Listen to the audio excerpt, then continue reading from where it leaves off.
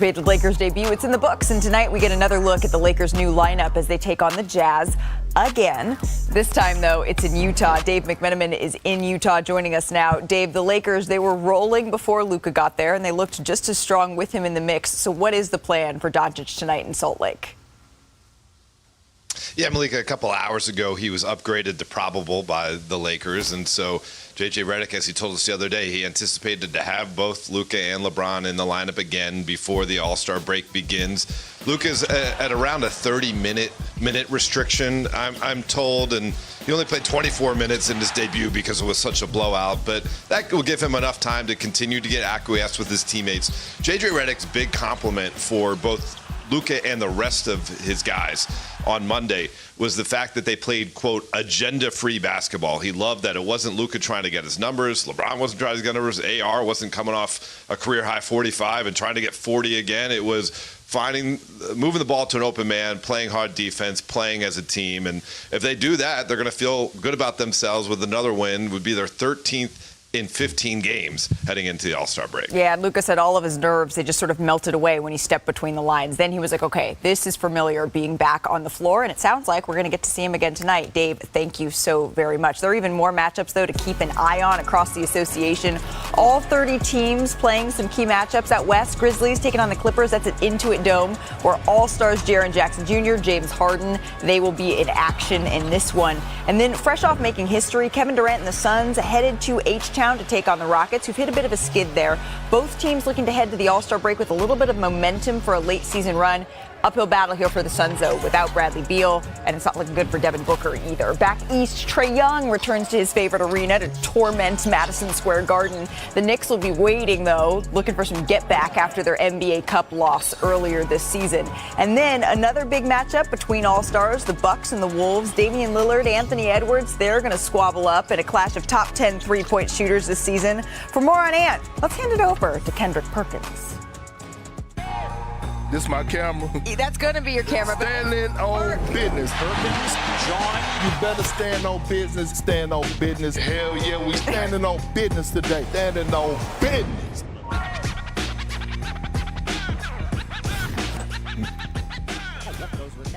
That's right.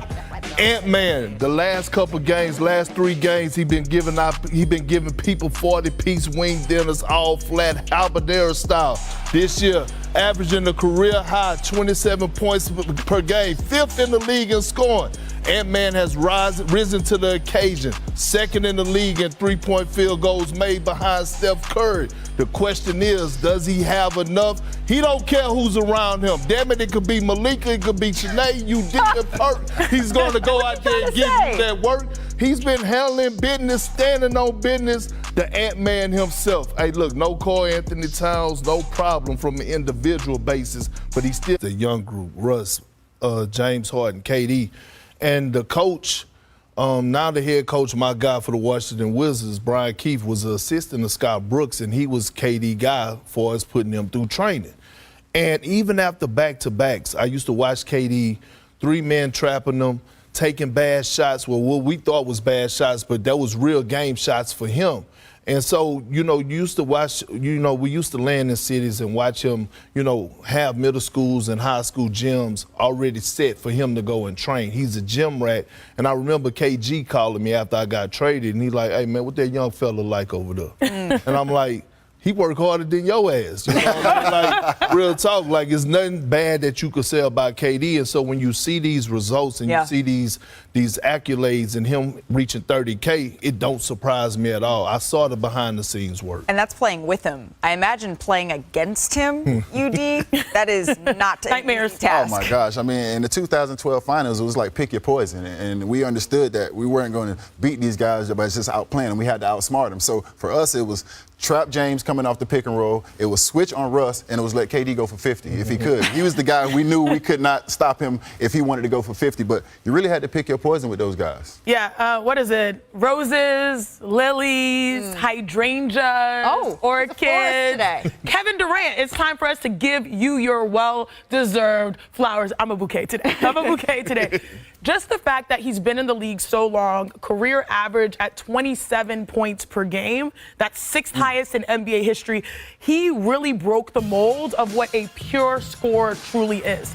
His favorite players, Hakeem Olajuwon, Dirk Nowitzki, you could say, I'm going to steal this or that from that game, but those guys are determined based off of being 7-footers, right? But as a 7-footer, he broke that mold. He flipped the narrative. He flipped the script and has tremendous guard skills on top of just pure consistency as a scorer. I know everyone knows him by his social media, Easy Money Cyber. That is literally what he has done. And lastly, I'll say this when it comes to KD. Game, respect, game, right? He is a lot of fans' favorite hoopers. He's a lot of players' favorite hoopers. We saw Ant Edwards and KD, that moment we got in the playoffs last year, because so many people idolize him, so many people respect him. And what I love about Kevin Durant, as we give you your flowers, is that he gives flowers to everyone else. His advocacy for other women's hoopers, like, to me, it just spoke volumes to who he is. And he said that after the game, especially to be in the company, he said, of a Dirk and a Hakeem. He said, I stole so much from them, it's criminal. So to be able to sort of use their moves and then be mentioned in the same company alongside him, you could see how much that meant to Kevin Durant. But Kevin Durant's also the ultimate winner, right? And he would have rather walked away from that game with a W. It feels a little bit like a microcosm of the Suns' season here, because the Memphis Grizzlies, they have been sneaking up the Western Conference standings. They're second in the West, but it feels like they're flying a little under the radar, right? The Grizzlies lead the NBA in scoring over 123 points a night, despite running the fewest pick and rolls in the league, a major change from years past. And that change in philosophy has led to improved ball movement, right? An area that Taylor Jenkins and company, they've really focused on here. The Grizzlies are second in the league in assists, behind only the Nuggets this season. But, UD, I know this is important to you. The grit and grind spirit still alive within this group defensively. Memphis leads the NBA in rebounding and is top 10 in blocks, steals, and defensive rating. It plays like a team that has UUD written all over it. You know rings. You said that's what you come to talk about on this show, is getting rings. So what do you think? How far away is Memphis from that championship? Well, first, I just got to give a shout out to Tony Allen and Zebo. It reminded me of the old school grindhouse when you go into Memphis and you had to face them dogs. But yeah, you remember them dogs? I had them battles. And shout out to them too, because they got a dope podcast. Yeah, they definitely boys doing their thing. So, but for me, you know, I look at this team, and the thing that's exciting about this team, and it kind of reminds me of Dallas last year, when you can catch lightning in a bottle at the right time and push it all the way to the finals. I'm looking at a guy like Desmond Bane, who got a lot of experience last year with Ja being out and a lot of those injuries, who averaged 22 points a game. In the finals or in the playoffs, your coach is going to win you one. Your stars are going to win you two.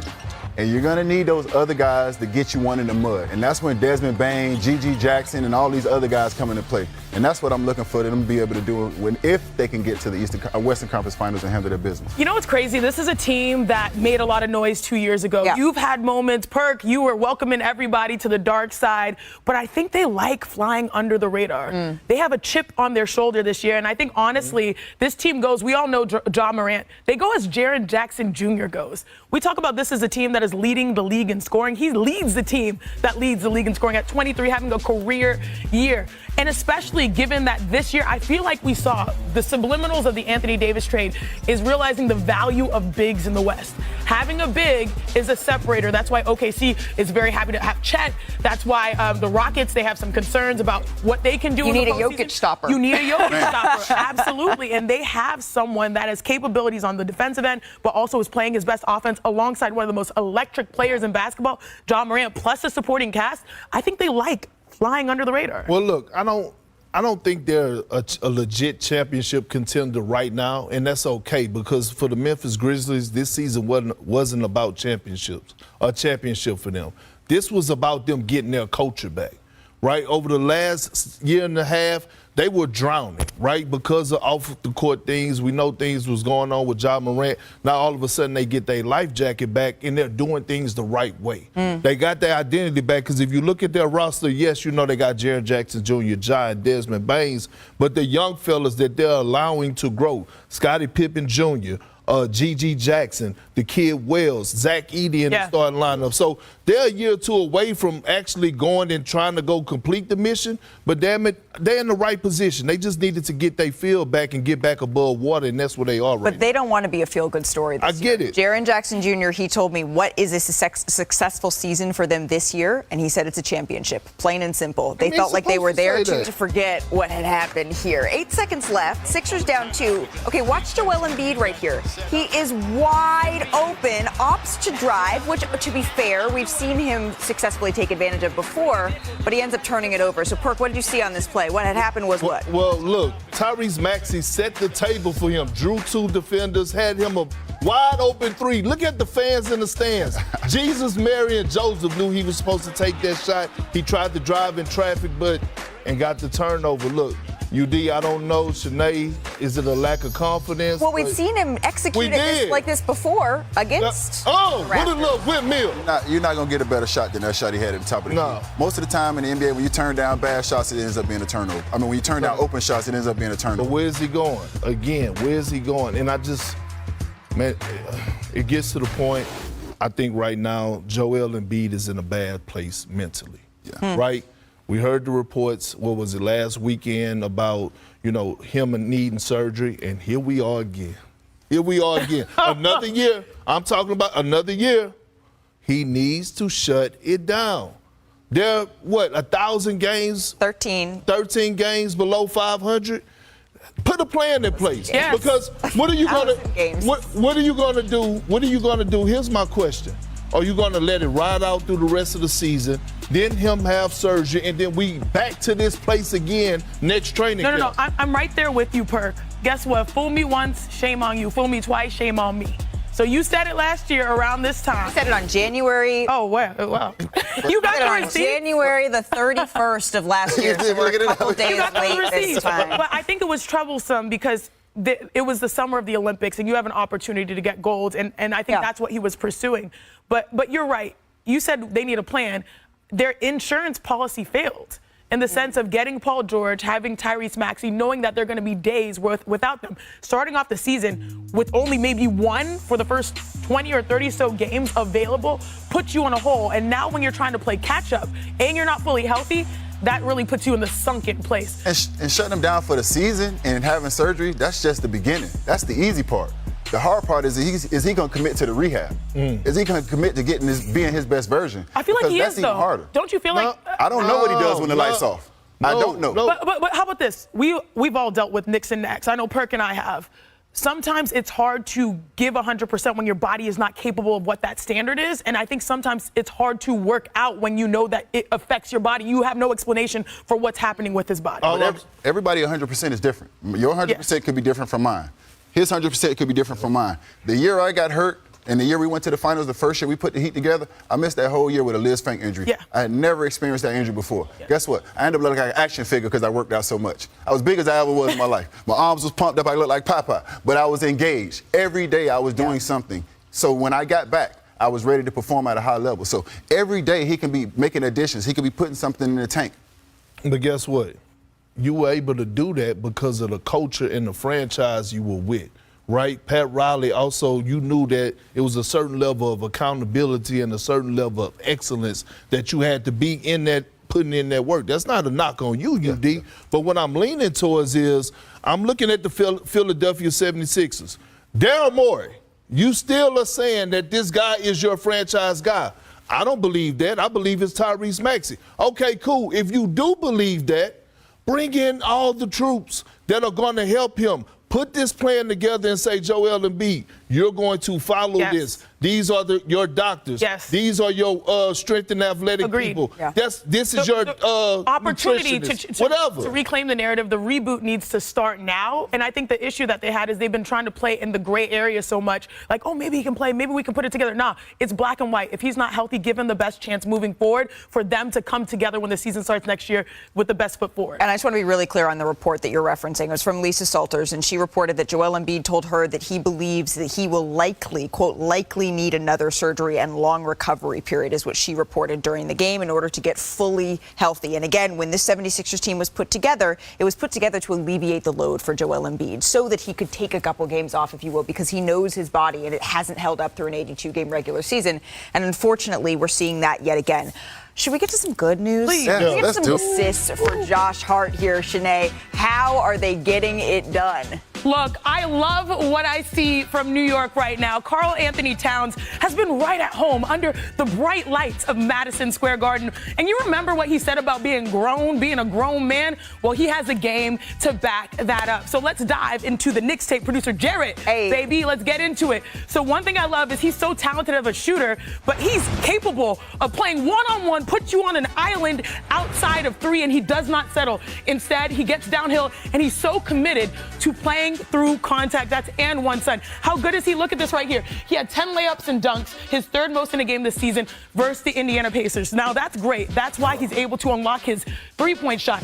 Jalen Brunson averaging 26 and 7. Guess what? He's going to attract two. He's a three-point shooter that's 42% cat. So when he attracts two, all he has to do is line it up. But he's got advanced skills. Being able to, as a center, have the, pump fake, steps to the side, and be able to knock down the three. That's how big he's been in his bag. And the bag is a Birkin, y'all. The big bodega has truly put it all together this season, and it shows. He's a scoring savant. 24 points per game, third amongst centers. He's cleaning the glass. Over 13 rebounds a game. That's second in the NBA. And last but not least, 43% from three. That's second amongst centers. I believe it's only behind Jokic. So clearly he's not just playing like a top center.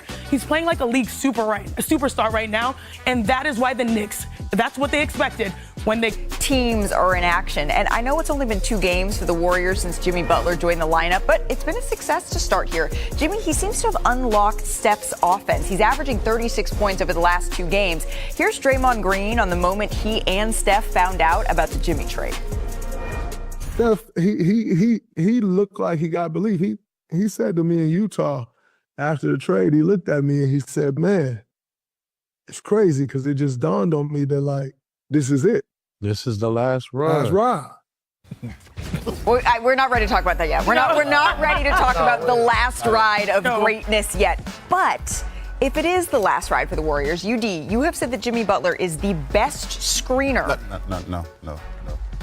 That is me. I am. Oh, you are the best screener. I am him. I'm right there with you. I'm right there with. Is that the okay? So how is he doing this? Why is that? Well, Jimmy understands spacing and he understands pace. So let's walk through this. I think it's better if I just show you guys instead of talking about it. So you'll be on defense. Okay. You have the luxury of being on defense. I love it. Being on defense. I have to defend you? No. Oh, okay. You defended Chiney. Chiney, you will be Steph. Oh, yeah. How about that? Oh, yeah. Perk, we're going to put you in the dunker. We're going to make you Draymond. I mean, this is what I've been doing all Your whole life? Yeah, you used to being in the dunker waiting for somebody to pass it to you. I get to be the superstar today, guys. Okay. I'll be Jimmy Butler. Oh, okay. So the most important thing about this is spacing. When you talk about spacing and you look at the film, you have spacing here on the wing, you have spacing here on the wing, you have another guy here in the corner. So you give that Mack truck lane. So you have all this space for Jimmy when you set the pick and roll. So the most important thing, most guys, when they come up to set a screen, they like to set a screen on the side. Now, if Chiney goes around and you go under, then that's a bad screen. Yeah. So what Jimmy understands is the angles of the screen. Jimmy comes in here and he gets the screen underneath. So when I'm trying. So you can't go under. And that will allow Chiney to get around me and go to the basket. But in this particular play, the smart thing Jimmy does is understanding that they're going to switch. He comes underneath the defender, and this is where he changes pace right here. It's just a quick step. He never touches you. Yeah. And that creates the confusion because if you watch the film, both guys go at step. That's like a slip screen, right? So you're not even making contact. You're just going and creating the confusion. It's just one and a pivot. So here and now once she hits me here, pocket pass. both guys are still up there with Steph. Yep. Now I have all this space, the Mack truck lane. If this guy comes, I have that spray here. If Perk's guy comes, I can hit Perk. Let's go, if Perk. This guy comes, I can spray here. So what Jimmy does is he catches the ball here, he pivots here, they go back here, he pivots here, they look here, and then he hits Draymond right here for the pass. Let's go, Perk. Oh, Lord. Not the bunny There we Perk. go. That's all right. There we go. So the most important thing about this is the pace and the space that they play with. Jimmy understands pace, and they understand how the spacing to give him all this real estate. And he gets the angles, too. He knows how to get in your head, create that confusion on those pick and rolls. And that's unlocking something for Steph. High school players and kids at home, stop setting screens on the side. Get the underneath angle so you can make sure the guy doesn't go under, so you can set a good screen for your guy. And the good thing about setting a good screen is what we learned is if you set a good screen, you're going to be the one that's... You're going to be the one be the recipient of it. You're going to get the bucket. Post player university. Exactly. I feel left out as the guard. I know, the over guard. here. Just kidding here. Let's take a look at some of the numbers, though, here in this, if we could, because tonight the Golden State Warriors, they are in action against the Dallas Mavericks here. And the Mavericks have had some of the worst injury luck in the NBA this season. They're dealing with a cluster of injuries at the center position, leaving just one healthy right now. And overall, they've seen their players miss 188 games this season. All of those games, of course, due to injury. Despite all of those, though, the Mavs, they've been hanging in there. They're a DeMar DeRozan game winner, shy of a 3-game winning streak, rather. Tim McMahon, of course, will be at tonight's game. Tim, is there any relief coming here for the Dallas Mavericks? Howdy, Malika. Maybe P.J. Washington. He's coming back from a sprained ankle, is listed as questionable, sat out last game. If he could be in the lineup tonight, that would certainly help. The problem is he's 6'7", and if he's in the lineup, he's probably going to have to start at center because Daniel Gafford's out at least a couple weeks. Anthony Davis is out multiple weeks. Derek Lively II is still in a boot. He's going to be out another month or more. Dwight Powell, now they're fourth-string center. He's been out for a while. So 6'7" and under is the way that the Mavericks are going to have to go tonight. Health is just kind of one piece of what the Dallas Mavericks are dealing with right now. You've described the environment in the arena at times as toxic. Fans getting kicked out, fans having things to say about the front office and the ownership group. How can they begin to repair that relationship with fans since this Luka Doncic trade? Well, Malika, this might surprise you, but on occasion, my beautiful wife, a.k.a. the IT department, her feathers ruffled a little bit, get a little mad at me. When that happens, I better listen. If I say, shut up, zip it, hush, I don't want to hear it, that is going to make things worse. I can guarantee you that. Well, that's how the Mavericks have handled this situation. Suddenly, they are the strictest enforcers of this NBA fan code of conduct in the history of the league. Your signs can't be this big. Derogatory characterizations apparently includes fire Nico. Look, you made the trade. You knew there was going to be outrage. They're booting people for Fire Nico signs, chanting Fire Nico, a t-shirt with a Miriam Adelson, the owner's face with a clown nose on it. I mean, they've taken this authoritarian approach and it has only inflamed further this outraged fan base, and it's become just a really nasty adversarial situation. Yeah, and you can imagine that winning really is the thing that heals all wounds here. The Mavericks, they have 2 more home games before the All-Star break. Tim McMahon, thank you so very much. Some of this is just bad luck, right? Injuries sort of piling up at the same position. But when all the pieces are still there, the Mavericks, they still have a very, very good roster, which is what's been so frustrating about all of this. Perk, how do you salvage this if you're Dallas? I mean, they just got to come together, right? And that means do it collectively. Kyrie Irving, we know he's still one of the best guards and one of the best players still in the game today. Others got to step up, but they got to get healthy. That's it, really. I mean, I want to dive into another area with them to have a different conversation because I didn't get a chance to address this. The comments that were made by the owner of the Dallas Mavericks towards Luka Doncic, he was bogus as hell for that. You don't do that. And that was a rookie mistake. And the reason you don't, one, is because Luka has given everything and more to that organization since he's put on the Dallas Maverick uniform, despite whether or not he was in shape. And you know this, man, when we came in 2003, man, listen, you got in after the game, it was ice bags and beer. It wasn't no water in there. These OGs was drinking beer, man. They had 6-packs of Miller Lite, Budweiser's, Heineken's, or whatever. I've seen that. Long as they went out there and get the job done. But here's where it was a rookie mistake. You're an owner of a team, and you just called out and these comments about Luka were crazy. What makes you think after this in the near future another superstar will want to come play for your organization if you just did Luka that way, right?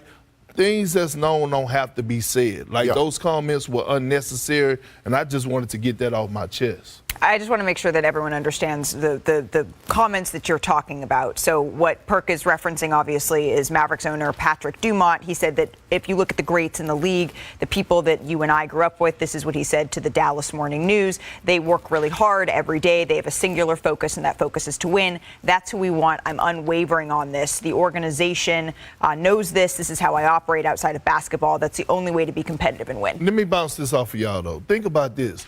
Jay Kidd, I think it was last year, he said he put Luka in the conversation for his young players with like MJ, Magic, Braun, and Cole. So, I mean, like, you see Yeah, and the reason I have issue, and I agree with you, Perk, you know, sometimes, especially when you have a high position on a team and in the league, you don't need to put players on blast in that way, especially considering that Luka Doncic is 25 years old. Yes. He's 25 years old. He has much to learn when it comes to maybe the intangibles and the habits, but on the court, he's still a tremendous talent. And so I do think that the way you sort of put things out there, the fans are getting that same energy. And if you're trying to move past, these things don't help you do that. Yeah, totally unfair towards Luka. Like you say, he's 25 years old. He doesn't know what he doesn't know. But the question is he willing to learn? Yes. And that's what we're going to find out in L.A. Well, and I've been impressed by both Luka Luka was asked, Ramona Shelburne asked Luka about what he makes of everything, if he's seen everything going on in Dallas since his exit. And he said that he really appreciates sort of the loyalty that the fans have to him. And he's not really looking at it beyond that. I've also been impressed by Kyrie and by Klay Thompson coming out and saying, we understand the fans hurt. We understand how much Luka Doncic meant to this fan base.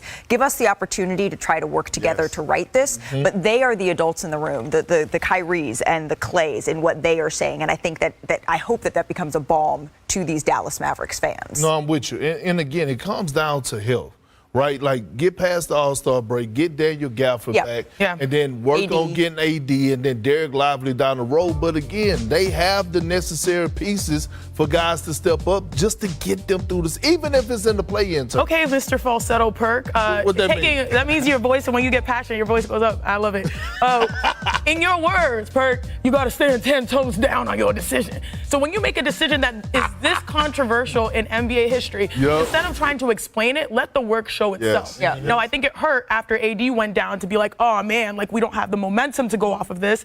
But still, stand 10 toes down. You're making this decision for the years to come. So now we'll just see what happens, and hopefully they're learning from this experience and how to handle things better. And in fairness, Dumont did also say, I want you to know I really sympathize with all of the fans who feel. The first of many to come for Luka Doncic as a Laker.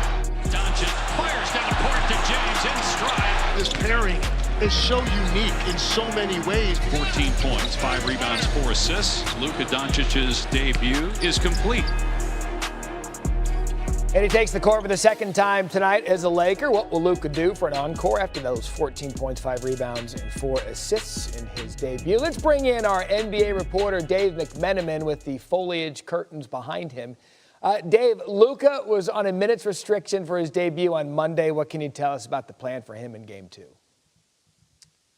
Yeah, Matt, that remains. It's going to be in the 30-minute range for his minute restriction tonight in Salt Lake City against the Jazz. He has to be officially upgraded, but J.J. Redick said he expected both Luka Doncic and LeBron James to be in the lineup again together on Wednesday, so the Lakers can try to carry this momentum they've been building. They've won 12 out of 14, and tonight is their last game before the All-Star break, so they can kind of make everybody feel good about themselves as they go their separate ways for a week before reconvening in L.A.